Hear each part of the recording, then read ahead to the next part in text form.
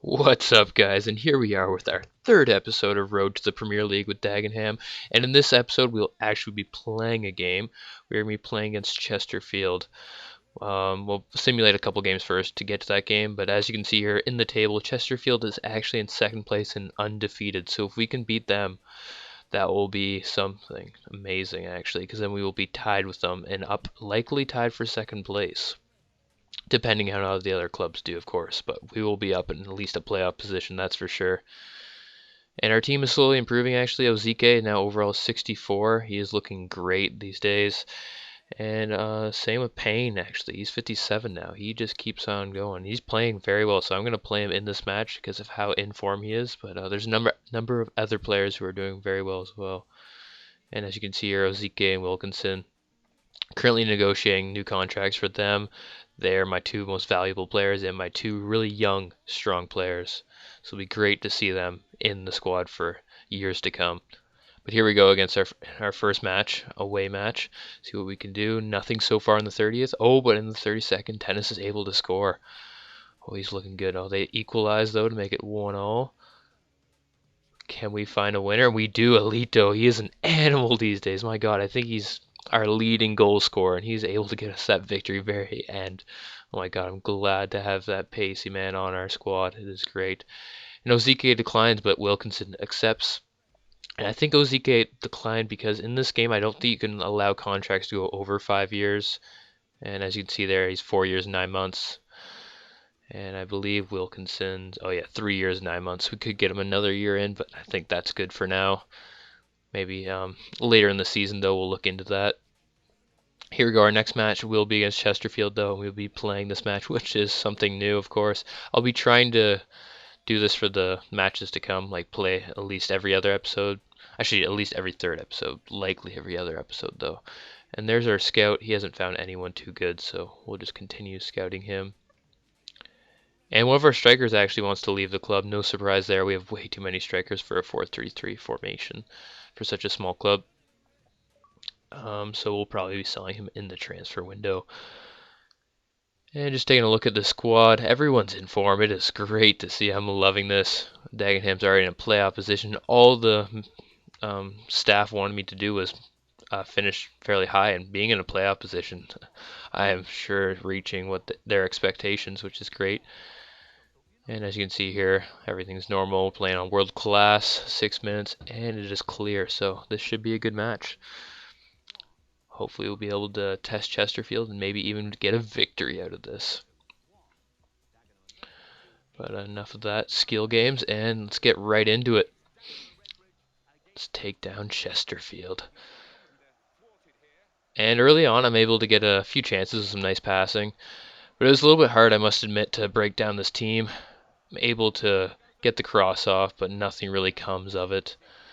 And then we have this. Holy crap, that would have been a sweet goal. A classic Alito making things happen with that bicycle kick. Really makes something out of nothing with that header as well. We are able to get the corner kick. But in this corner kick, we are able not to get anything. So far, he can't really get ahead on it.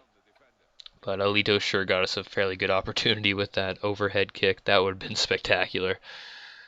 And in the 26th minute, they get a corner kick.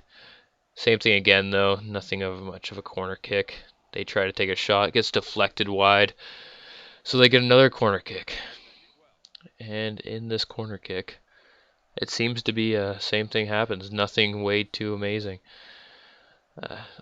Shot on target, I guess, but nothing too much. And then this is just some poor defending on my part. My God. Do not trust the A button FIFA 14. Oh my God. I made a complete mess of that. And they were able to capitalize. And you see believe that was my right back. I held A and he ran right past the man. So I should have just jockeyed him, but I did not. So hopefully I will not make those errors. It is sure as hell something I need to work on in this game, but here we go. We make some sweet passing, and Dennis with that nice touch to tap it away in the bottom left corner. That is a nice finish and a nice goal. And why not celebrate like Messi does? And that makes it one apiece right before the halftime. That was nice to see because it looked like we were going to be behind at the half, but Dennis is able to make a marvelous finish, so the commentator says. And that is just about it for the half. No real surprises, to be honest. I expected it to be a close match. And both sides have had a few chances, not way too many chances. Their pass accuracy is better than mine, but then again, computers usually are very good at passing, especially on world class or higher difficulties. But let's see what we can do in the second half. And nothing too amazing in the first 20 minutes, but after that, things start to happen, and we are able to get a through ball to Ozike. Ozike fires and get us a nice opportunity on target. He's unable to put it away, but nonetheless, we now have the corner kick. So this is looking good. And at this point in the 70th minute, I decide to make a few changes. We're going to add some pace to the squad. We'll get Reed up there, I'm feeling. And we also want to get Shields on. So we'll get rid of Payne because he's a little bit tired. We'll drop Ozike back to center mid, bring Shields to center attacking mid. We'll also sub on Reed because he does have a bit of pace and it'll be helpful for the last little bit. See if we can get the victory with this team. We'll give Murphy a little bit of rest. And that looks just about good for the squad. So here we go with the corner kick. And we are able to get it. Luke Wilkinson. Oh my god, he is amazing.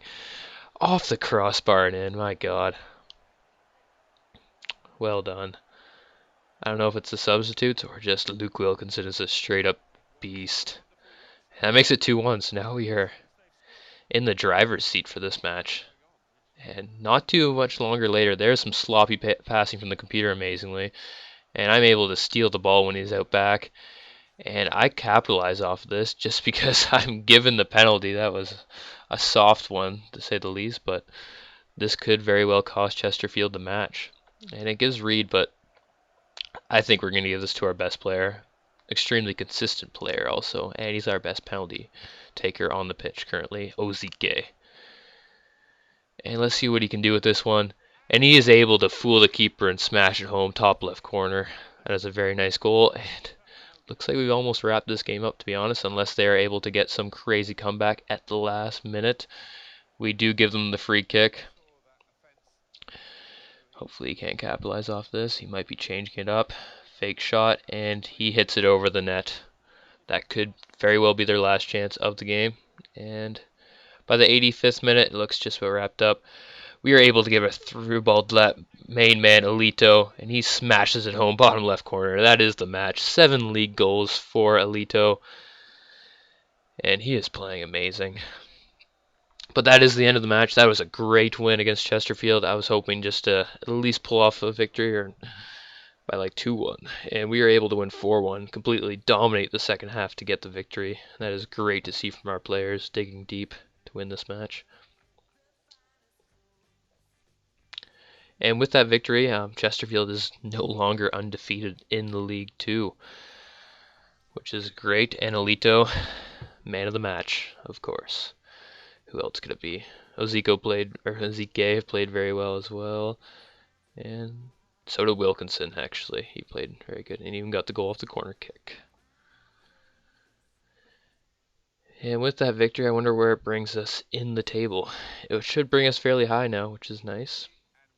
Maybe we'll even get promoted. Okay, we are still in 5th, but as you can see, we are tied. I think it's a 4-way tie for 2nd place.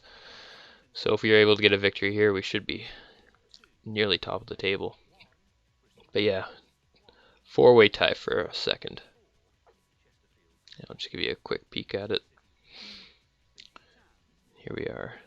And our goal difference is actually the lowest out of the bunch. That's why we are in 5th, but we are playing very well. 8 wins, 4 draws, and 3 losses. More than twice as many wins as losses. But Portsmouth, my god, 12-3-0. They're unstoppable right now. Hopefully we can change that and make ourselves Dagenham unstoppable. Maybe even play Portsmouth later in the season and get a victory. And Billy Bingham is happy that he's getting more opportunities to play. Even though he is lower overall, I try to get him in there, keep the squad happy, keep the morale high. That is good to see. Only one striker's unhappy with the squad. But that is the end of this episode. I hope you enjoyed it. Next episode will likely be in the transfer window, so hopefully we can make some stuff happen in there. Anyways, peace out, everyone.